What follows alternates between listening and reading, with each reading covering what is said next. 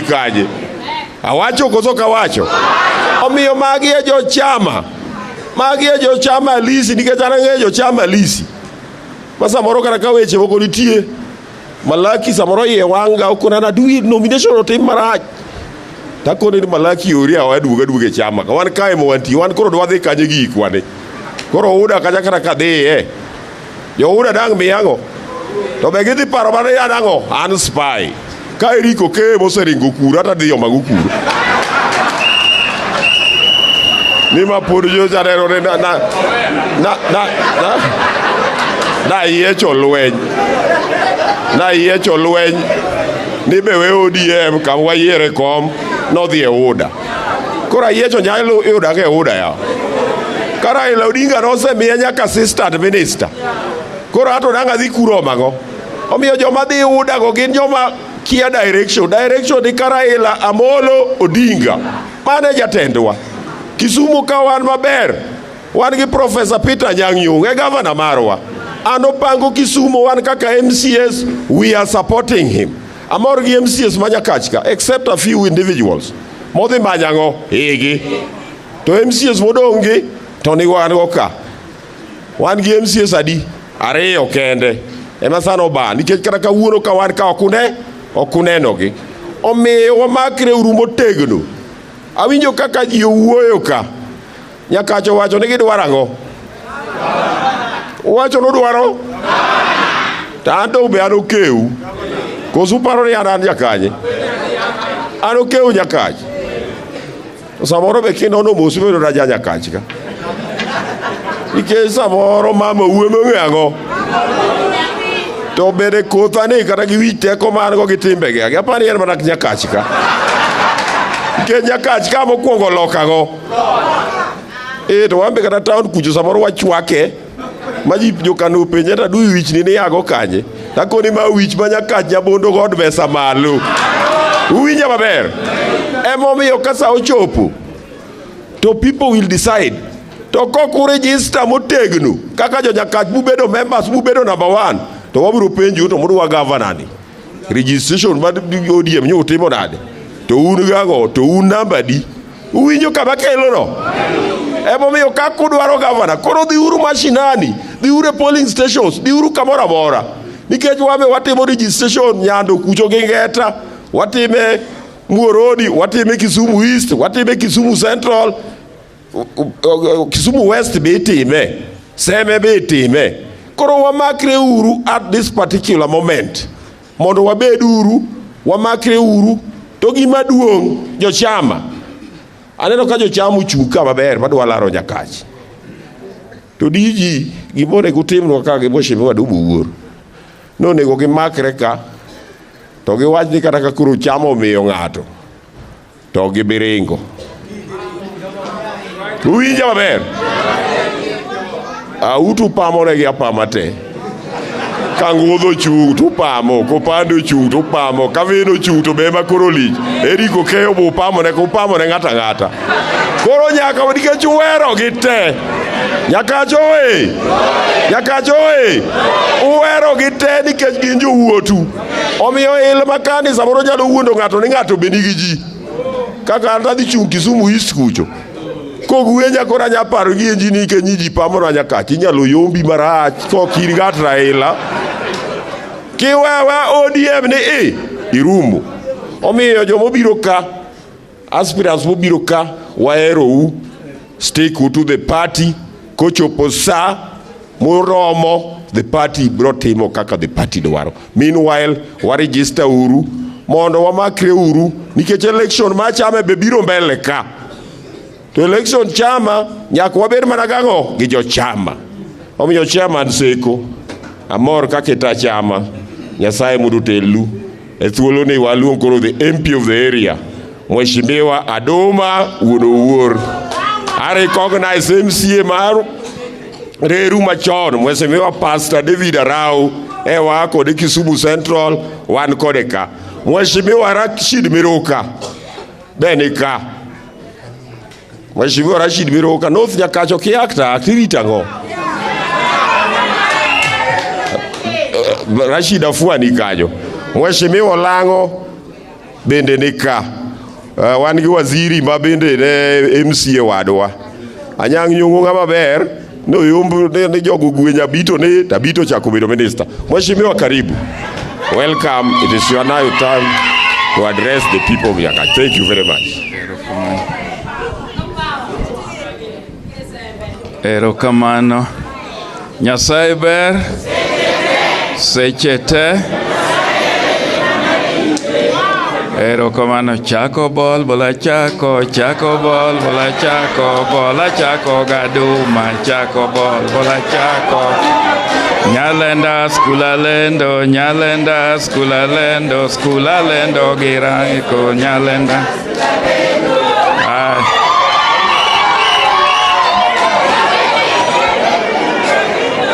Erokamano. Mokwongo ang'eni pod wan gi kuma wadhie ma weche nyalo dhi wachore mang'eny. Mane momiyo kawero wuoth to bora bro were koche. Adwaro na kaw thuolo ni makende mondo agone jakom marwa mar kanti erokamano momiyo kuom chopo ne ka, and all the leaders magwa mobiro kaendi.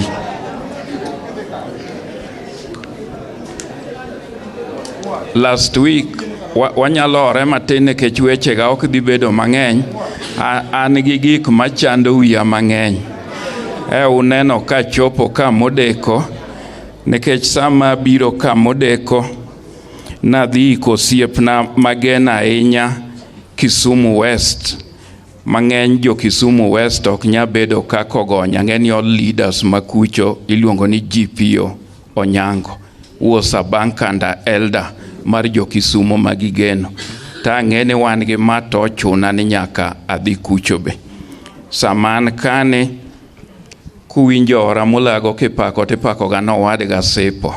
Nyamin gi Masipo no otho iko Kajulu. I had to skip kawang'atieko makore kabrodhiye. Saman kani osiepna miluongo ni Ben Were, commissioner mar jo Kenya Wildlife Forest Services. Owadgi otho kacha.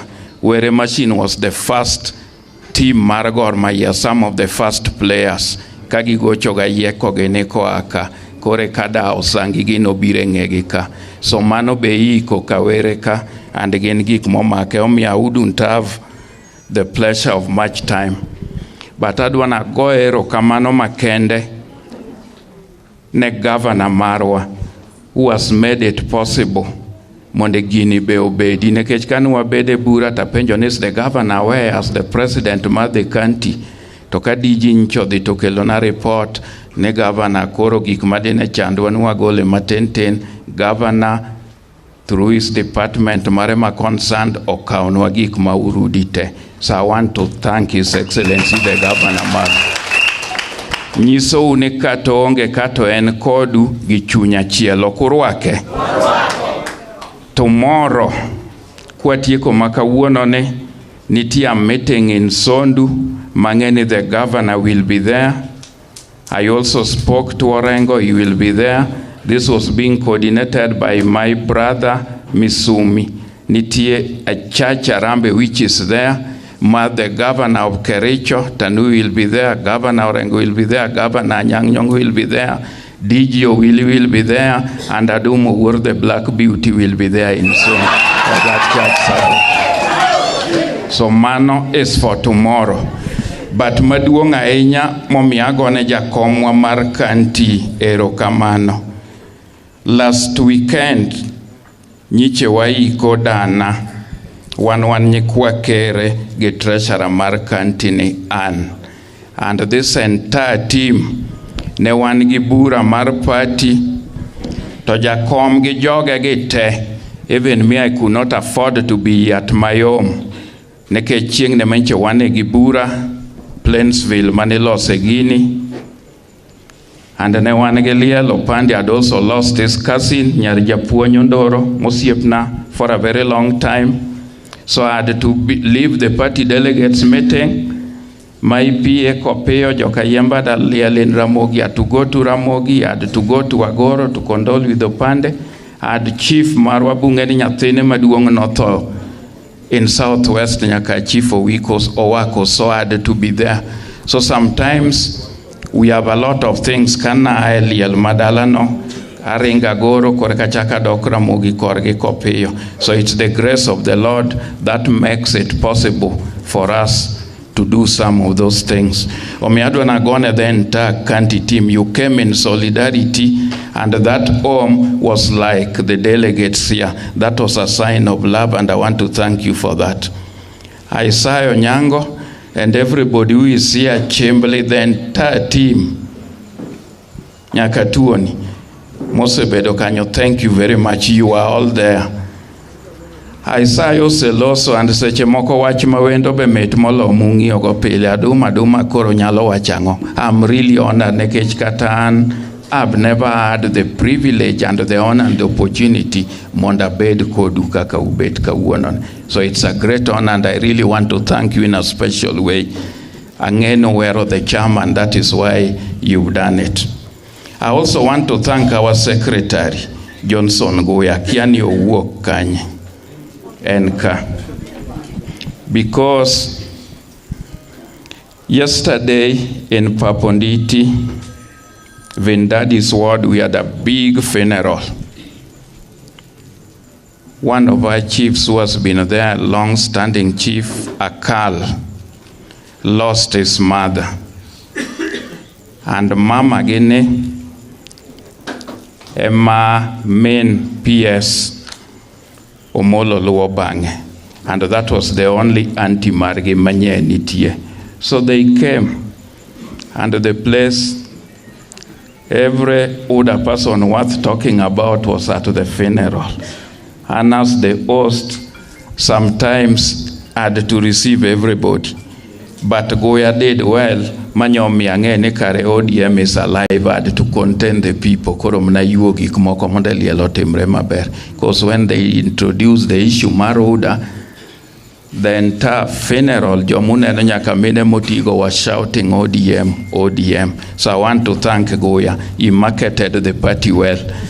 And that when I miss Joanne, sometimes it's not a matter of saying ni ero the party gilueti, gidogi.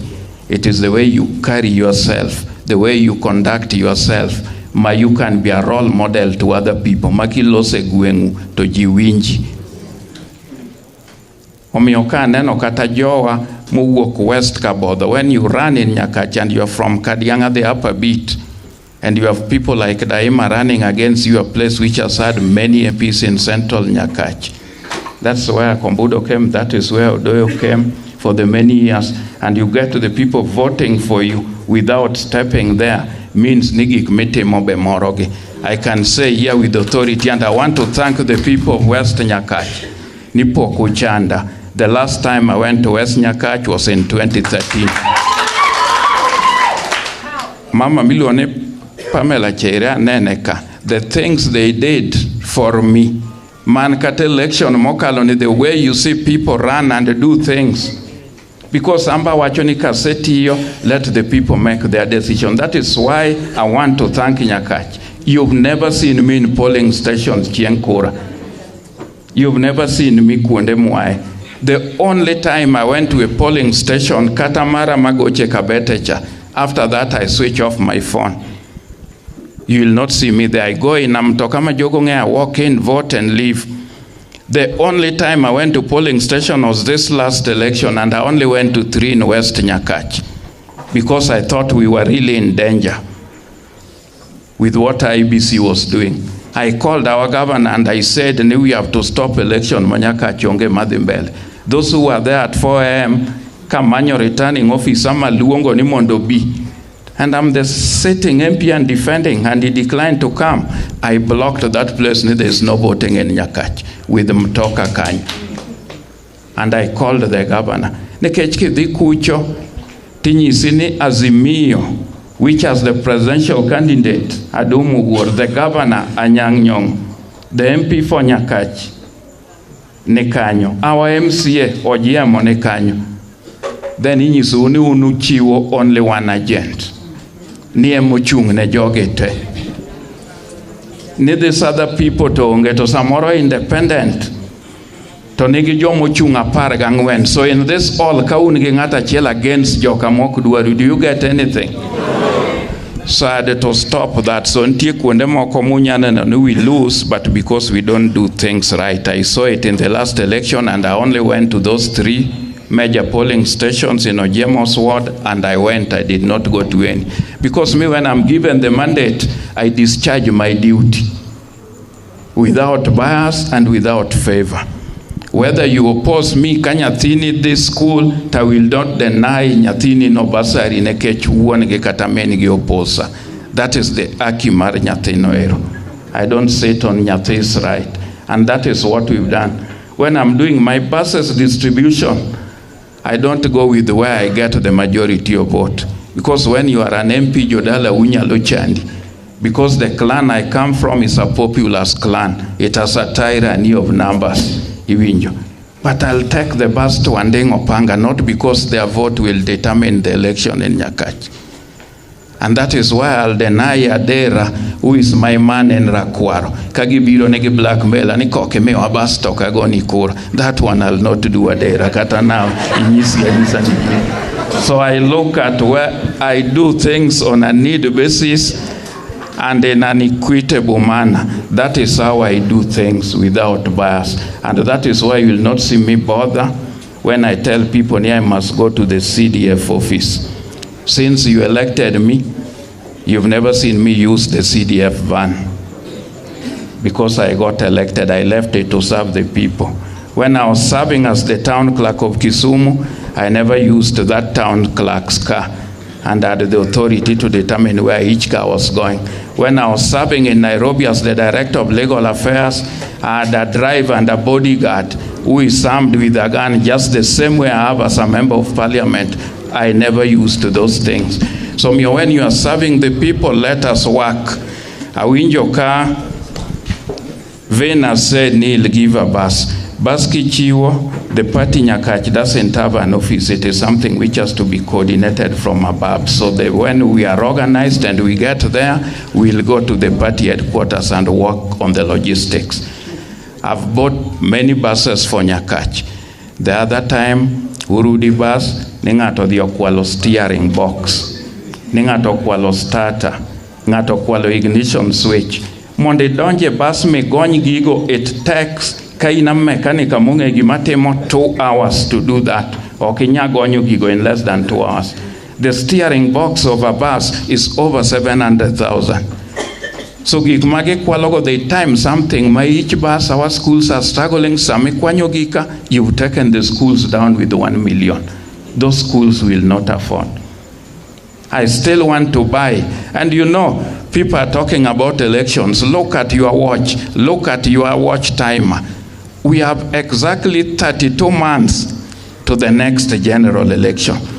So you must be prepared. Those who want parliamentary seat, me, I want justice and fairness in every election. You've never seen me walk at awards magemsi egenema engata. Katabili ni no chung. And I'm proud of them. Where is Billy or Kevin's? Are they the people who have walked around me? When I got him, they are here. A good example, mark the youth. When I got them, form for certificates. Now they have degrees. I've supported them. Billy has a degree. Kevo has a degree. Kanyicha dhiko wadgi japuonj owako to japuonj moro bini ngeni kora puonjo ine mi puonja from form 1 nyaka form 5. Now a TSC high school teacher. Kata kuja ni achulo ne fee. They are humble people and good people through bursary. Most of these fellows are young. Kata ke they are jeke kacha. Many of them are now multimillionaires.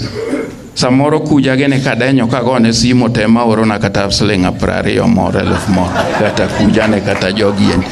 Samoro pande ma orona. Samoro vene ma orona. Anege konyaga kira ugondu samoro.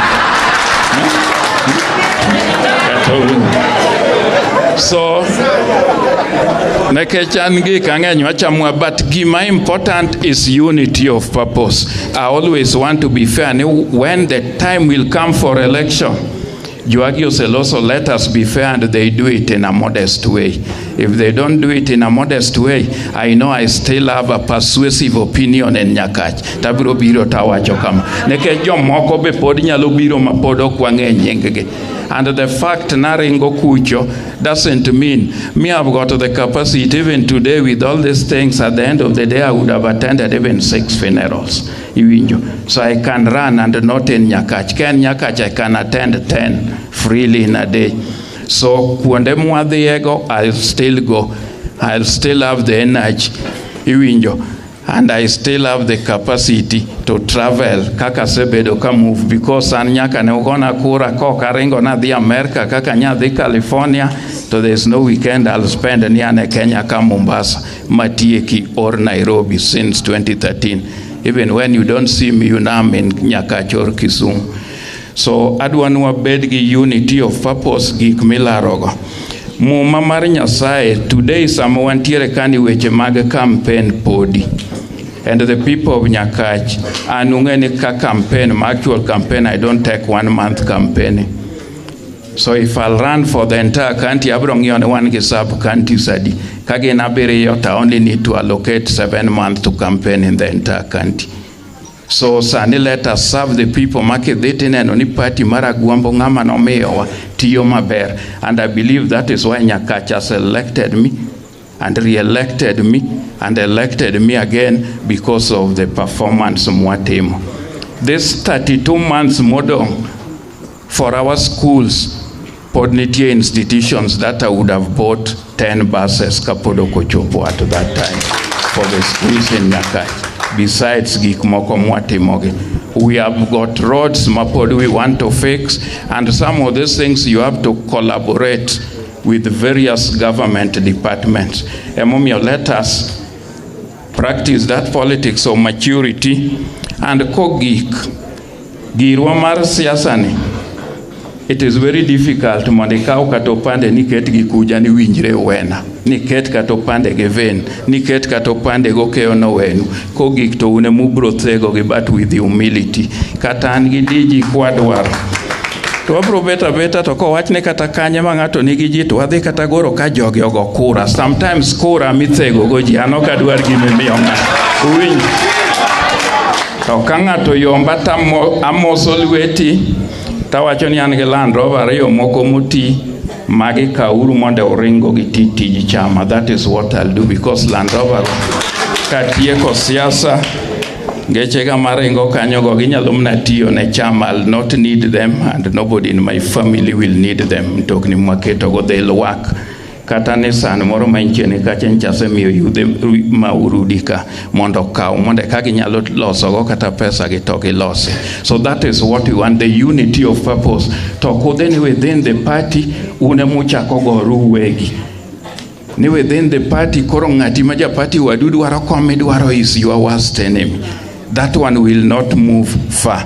So kogik sacha chande to wangione ngama we can market. And that is why sometimes I like Katagoya, because he was the MCA and he lost to Lemumba, but you've never seen him nowhere kataweche magchama nikoro kotem.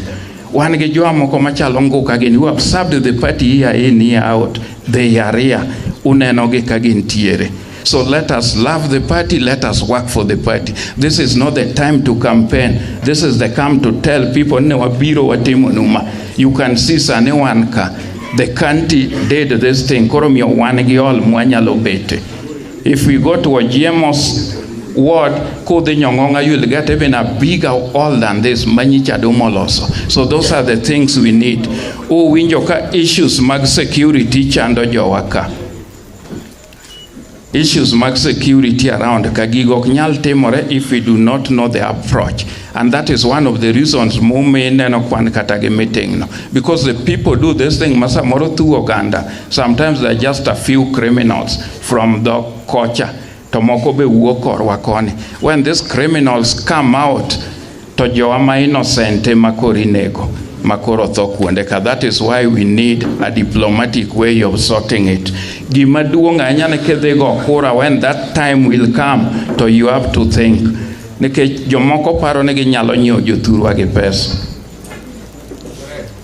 And gimoro keyodo mayot tiduoge yudo kiweye mayot.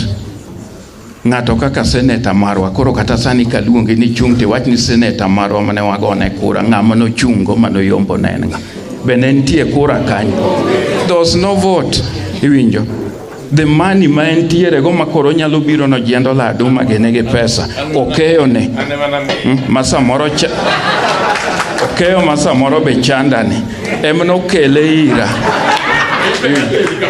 Iwinjo. Kokeyo se kele ira. Ji mang'eny paro ni en osiep kidero ni emno kete kanyo. It is me who gave him the pass, makoro he can walk into those millions. And Ngamano Tera City Hall, and I never did any interview to be a civil servant, was Raila Amolo Odinga. Moketa town clerk Kisumu, Toketa Kucho, and that is why onyalo bedo gi pesa no biro no miuka, but no ni onge jaluma gi pesa moko biro indirectly through Raila Amolo Odinga. Uwinjo wachno. Omiyo ganda marwa en gimoro achiel, whether jakom ni oko kucho, those who have been in politics for long, liel manyoro nyoyuda nyaka go kang tolo gini, o kang tole wuon mena guambo, jao Dennis Akumu mantie. There was a time, maseche mokanyisu something about Radet, when Jaramogi met a few leaders in Riat College, and formed what was called Radet. Nikech ndalo go noki nyachako political party. Abbreviation mar Radet meant Ramogi Development Trust, and Jaramogi said that that Radet would be a public non-profit making organization but run on commercial principles. Its membership would not be based on tribe, ethnicity, creed, sex, or religion. That meeting was only attended by Okang Tolo, the former mayor Makisumu, Odungi Randa, the Keru is here, and the late Job Omino, because those days you'd not get anybody walking around Jaramogi. May God bless all of you for this day. I think this is a great day. Jowaduto Mowoke County, Mobiro, our religious leaders and everybody, I really want to thank you in a special way. Our DG, you've always been around even when I'm not been there with these people. We really thank you, and we are also praying for you so that we can do the good things manyalo konyo oganda wasa community, not kaka Nyakach kende, but oganda mar Luo duto mondo bed united. Winjo ko wach mar delegates. Hapa ni wadongi the DG kende ema prolosi, if you conduct it very fast, nekech anitie liel manyaka dhiye, then I'll drop there. Me, I drive fast. When you get there, I would be in Paponditi Orurudi with you Kaseti Koliel Makawere, because I have to go there. But winjo ko wach weche mag delegates, and opande be winjo ka osetuo seko gi ji ka delegates ge nyalo yango seko be kanyiso ne pesa one ntie gi setiyo go dongo na 30,000 to jogi aneno ka ng'eny, aneno ka jo pesa ne ka an ka dok bet adwana bed na ng'eni delegates ga giwuok. I don't believe in giving people money, but you are winjore this being one of its own, it will not be a trend.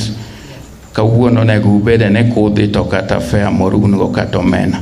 Kora ng'eni jowage wadongi the DG mabiro loso, to jowage ne ka nekech DG koloso to koro il wind it all. Seki nyisa ni pesa di mudongo go fuko 30,000 kende mudongo on delegates. Kora an aketo 50,000 kanyo. Koro biuru mondo omeya. Koro mano eti bedondik, because I know you need 300,000. Kora adwano konya joga moloso kage mula. Kel naura kela ka tadoga bet digilos. Who has the pen? Me better erego. Who is handling it? Adwaro nange. Jogi better ka leaders gibro work. We also the Urudi. We also the Urudi. We also the Urudi. No, what the Urudi? Ogoya's gone.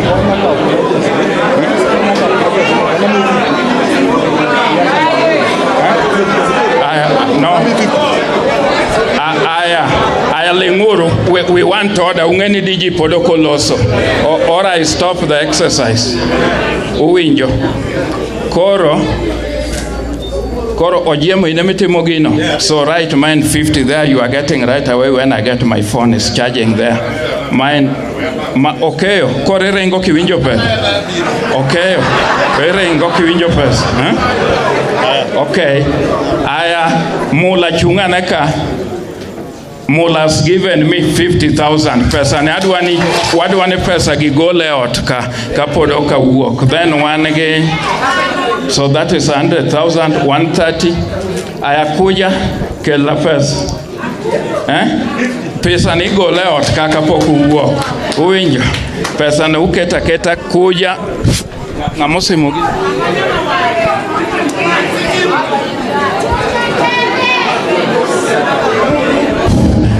Adui Nyang ogolo 10,000. Osegolo cash. Thank you Nyakewa. Erokamano. Aya kujo wacho nadi biwach kaka ichunge batha. Kira wach na wacho dhogi. Wacho nadi 50 50 shillings. 50,000. 50,000. Bas bedi. Ugolo kanyo kobet. Aya Vendadi. Chungi. Chungi.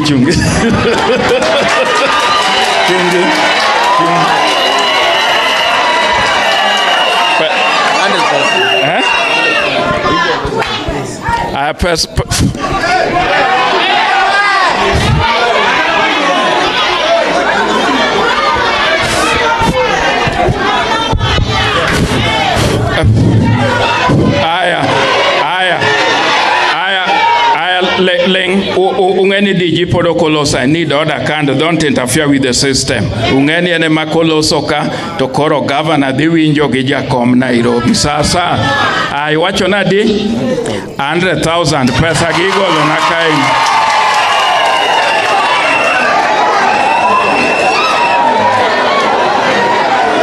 Manadi. Aya podan ge shortfall. Aya.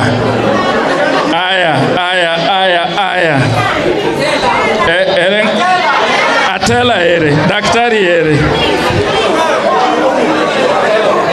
Ere Dr. Atela. Obiro. Ano kawe microphone kapo gigolo pesa. Kendo, daktari ere. Eric Okean, Dr. Atela. Aya, kelane.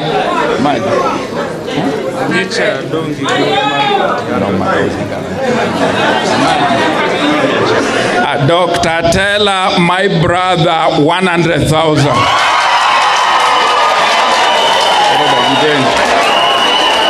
Eric Okeo.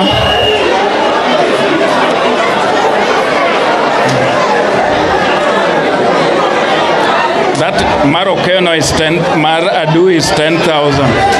Aya.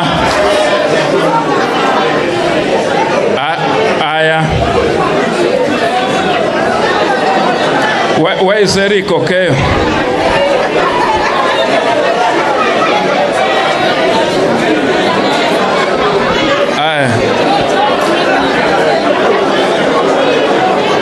Eric Okeo. Waziri wa Diagabeneka. Waziri.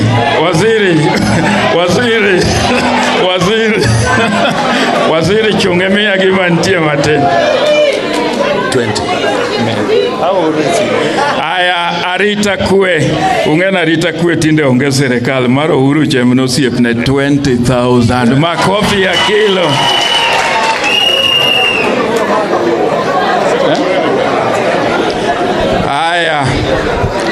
Aya donge koro ber. Oje madwa na ngene seudo pesa di. We are at 410. 410. So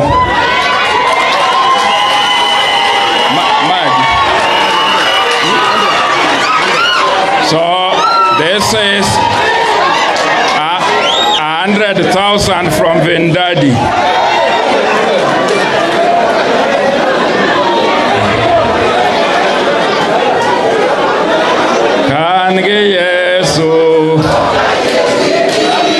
Kange Yesu Chalo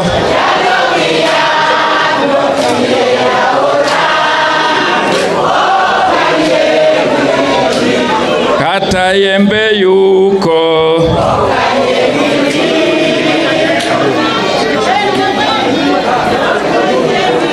Aya Koro apane apani kora we diji biro golo mare kotieko loso winjo koro uchikitu kora adwa donjo kacha pesa gi awacho ni donka and adwaro ni wabed very organized delegates man ka kwatieko the exercise uwinja because you know we have the main thing aturudi koro the process maka kubed organized tunadwa mani jogi tieko koduka ok ni kucho chale so let me take the pleasure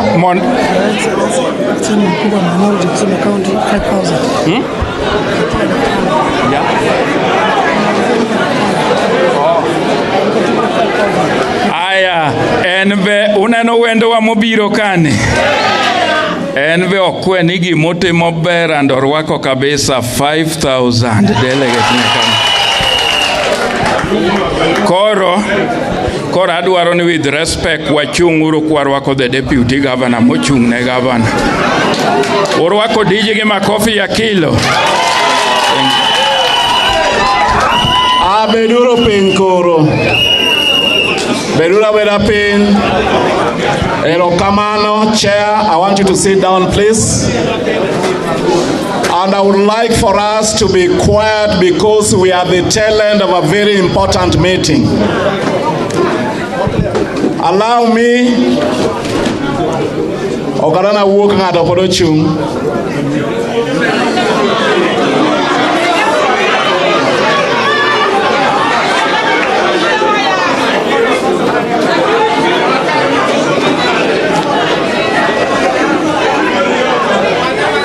Erokamano, adwani mondo uyiena a recognize leadership moyier e weche mag telo gin ka kendo gisewuoyo.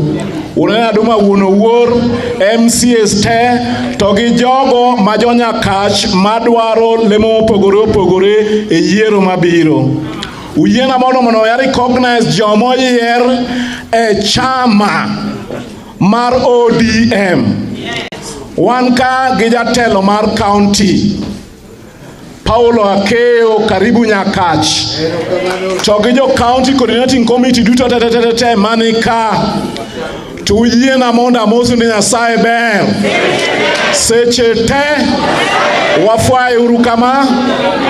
Achaka mosu ni ODM. Mokwongo adwoko erokamano ne jotelo manoyier Nyakach to gi jotelo moyier e weche mag chama kuom gima wan go kawuono ni. Nyo wabedo piny jomoyier to gi jomoyier e chama mawachano ni kawuono wabiro delegate meeting kata conference kwaka waya office then wadhi wuoyo gi jopiny urudi. Rally ni kucho maduong' kabisa rito wa mondo watim ang'owa mondo wadhiyo. Tadwani mondo awachnu kawuono ni wach matimore kani ong'e gi our party leader His Excellency Raila Amolo Odinga. Nyo wuoyo kode nyoro godhiambo to wacho ni wamos jo Nyakach ma jo chama ukawo mos mar baba. Mar ariyo ung'eyo ni an jalup governor ma Kisumo Professor Peter Anyang' Nyong'o, member number 6 mar chama. Embe no wacho ni kabiro tamos ukawo mos mar ngire. Maduong' ahinya mangire no paro na kabiro ka ni jo Nyakach onego go erokamano maduong' ne chama mar ODM. Nikech king'eyo toko mar 2022, it seems to me and it is true that we got the lion's share. Nyakach ka wan gi mjumbe gi jo moyier e chama mar ang'owa ODM. Kata welo ni moko kuom gosene ma oringo dhi kocha. To Nyakach ka wan gi jalup governor man yours truly Dr. Willy koso kamano. To Nyakach ka be nomiwa lemo mar senator koso kata koro senator ngotima ng'owa oringo dhi kocha. To Nyakach ka be wan gi senator mogwel Omiyo this particular branch in the party must remain true and very strong, following on the ideals and the leadership of Raila Amolo Odinga. Adwana wachnu ni jakom no sebiro Kisumu kedana untie. Mano chaka yanga ndikruok ang'owa e chama. Bang mano, I want to report to you ni in Kisumu Central, all the wards osetimo rally mindiko ang'owa mindiko godoji. Pamne uraduinya. Kawuono wabire in Nyakach for the same reason. And after this, all the members of the county assembly elected and nominated must work together. Mondo burani machan moan godo kani the ward ka ward karyadiwa a beach.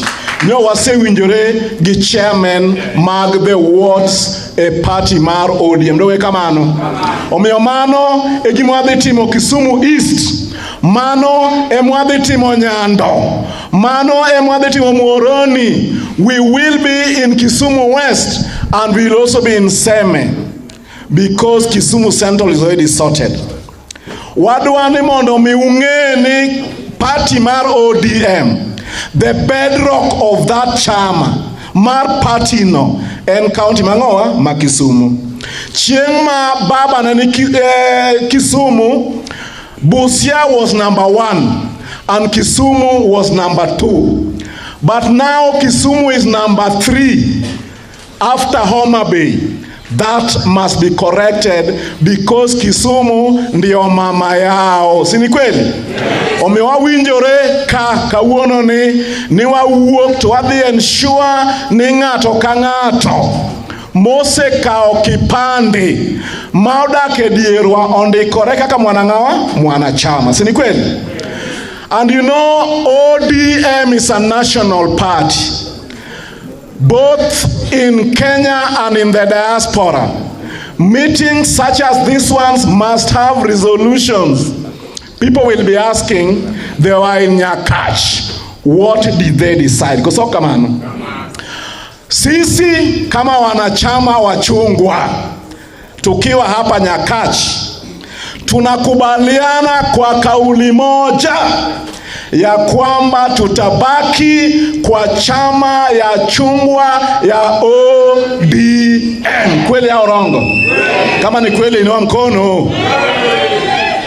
Secondly, we are committing to stand by His Excellency Raila Amolo Odinga. We did promise Baba that if he turns right, we turn right. If he turns left, we turn left.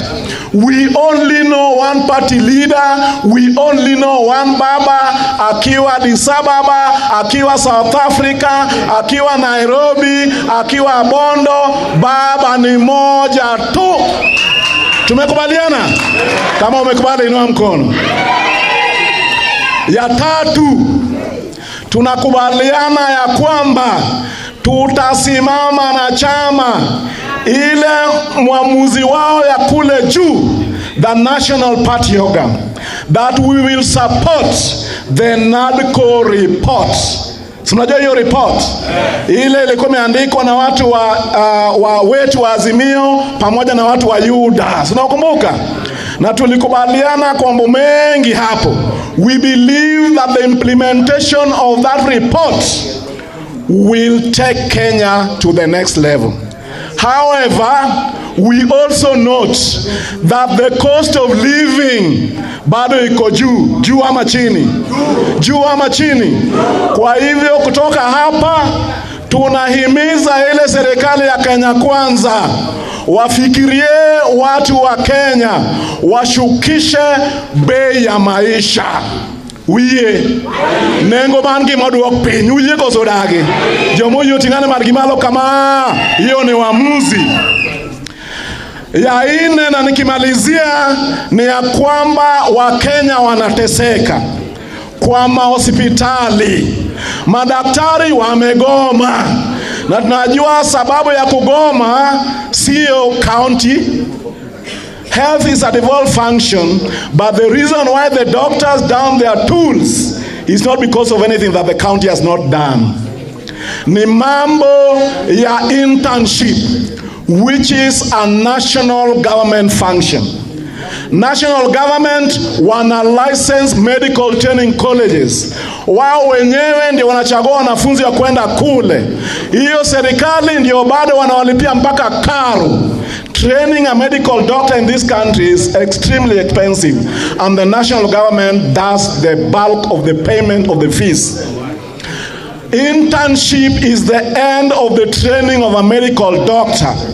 And so kutoka hapa, we are urging the Kenya Kwanza government to find a speedy solution to the issues that the doctors are raising, because Wakenya wanateseka, wanahitaji matibabu yenye hawapati kwa sahi kwenye mahospitali. Tumekubaliana? Tumekubaliana? Nione kwa mkono. 4 resolutions. Kwa hivyo kutoka hapa tunaenda kule urudi. Hiyo mambo ya urudi, hiyo rali yote ni mimi na governor ndio tumesimamia. Na pesa yetu sio pesa ya county. Na hivyo ndio tulikuwa tumekubaliana na hao wenzangu ya kwamba mimi na governor tufanye ile. Ndugu yangu mdogo huyu afanye ingine on behalf of all of us, and then the rest of us again on behalf of all of us wafanye nini hii mambo ya hapa. But despite that, hata mimi nitatoa hapa kitu. Nitoe nisitoe? Nitoe nisitoe? Nitatoa hapo 40,000 ndio niko nayo. Lakini niseme ya mwisho, mimi kwa wenye wananijua, wanajua Mungu ananijalia, si ni kweli? Jomonge onge ni Nyasaye ariambo. Nani? Ka ok Nyasaye bedikora chunka. Bedikora chunka. Ile jamaa eno tich ma Nyasaye ngima otingane bari malo. Anonge gimase kwa Nyasaye motamore. Omiya duoko na erokamano. Koro nyacha ka kwa kendo. Niko yie kuom yie mare. Owuo kodu koso kamano. Nikech an tich masomo kaso men mana tich governor. Niko jibo 2027 to owuo kodu nikech kom chan makelo kanye Nyakach. Koso kamano. Ang'eyo bende ni wan go wadwa mwamanyo go kom no koso kamano. To party nigi the proper mechanism. One jo party mating ting. Koso kamano. The same party will have the mechanism of knowing between me and Honorable Adumo Wuor who will be the next county boss. But I have no doubt in my mind. Okay? Aduko duero kamano. Adwani monda ngisu kane wan gi minister mabende no sebedo introduce ka. Nyaka jimbo ero kamano mano nyalo ywa maduong'. Wan gi wuor Kabuya Ngielo Bovins. We mamusungo ni bende watiyo goro kajacha. One gets so many county employees, no watching him and serikali marangoa ODM kwa hivyo lazima to support. Si ni kweli? And I want us to pray for Raila Amolo Odinga. He has a prayer himself to be the chair of the African Union Commission. Mondo eno wuon at that level ong'in tango manyalo timore Africa manyalo bedo different. And from that level benang'eyo nitie gik mang'eny monyalo timo to cause the necessary changes that we need where in Kenya. And as far as we know, and until then, he remains our presidential candidate. Adwako wach ne Seko mondo koro utiek this section kosen guya mondo wadhi uru kanye urudi koso kamano to jomane ka kik wuok kapok uketo gicha kanye.